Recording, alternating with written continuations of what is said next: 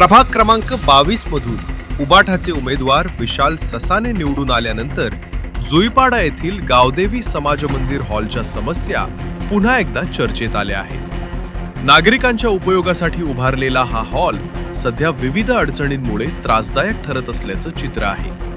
महत्त्वाचा मुद्दा म्हणजे हॉलमध्ये कार्यक्रम आयोजित करताना नागरिकांना मोठी कसरत करावी लागत आहे।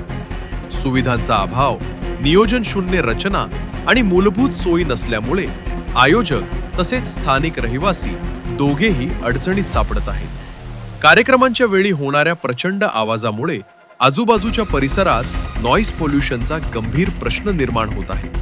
त्यामुळे तातडीने संरक्षक भिंत उभारून आवाजाचा त्रास कमी करण्याची मागणी जोर धरू लागली आहे।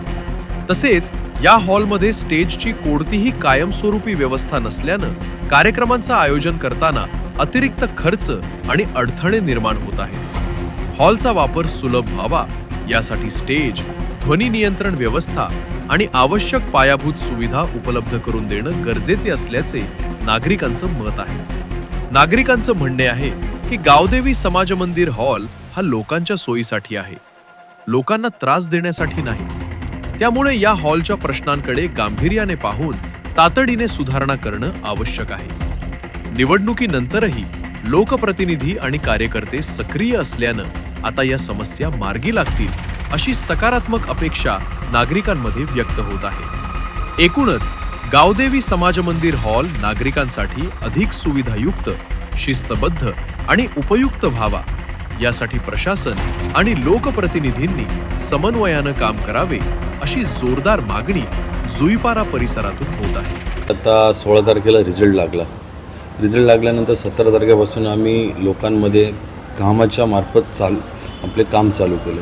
त्यामध्ये मी नवी मुंबई महानगरपालिकेच्या इलेक्शनच्या दरम्यान आपल्या ग्रामस्थांना आणि इथं स्थानिक लोकांना शब्द दिलता की ज्यावेळी मी कामाची सुरुवात करेन तर आपल्या त्या जुईपाड्यात न करत। तर इथं समाज मंदिरचा जो हॉल आहे, या हॉलच्या काही त्रुटी म्हणजे बोलायला गेलं तर ज्यावेळी बांधणी केली त्यावेळी बांधणी करत असताना काही दूरदृष्टी न ठेवता ही बांधणी केलेली आहे। पण आपण ती बांधणीमध्ये आता तुम्ही आलं असेल, व्यासपीठ नाही आहे इथे, दुसरं तुमचं स्वयंपाकगृह नाही आहे, आतमध्ये आल्यानंतर कोणत्याही प्रकारचे CCTV सुरक्षा नाही आहे, संरक्षण भिंत पण पूर्णतः नाही आहे, त्यानंतर इथं स्पीकर परवाना दिला जात नाही आहे।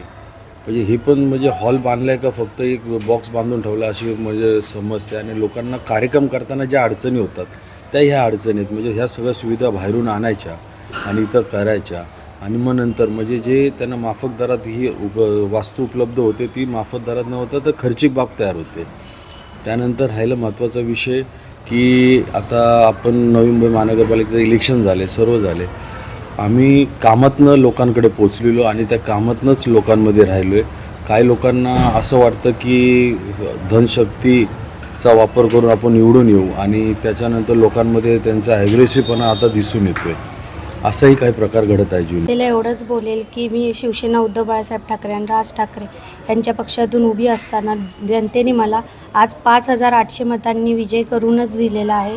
तर मी तो जनतेचा कौल समजते, ती माझी विनिंग सीट आहे असंच मी समजते आणि मी दुसऱ्या दिवसापासूनच जनतेमध्ये सज्ज झाली आहे कामासाठी आणि इथून पुढे 5 वर्षे नक्कीच मी माझा प्रयत्न पूर्णशील राहील।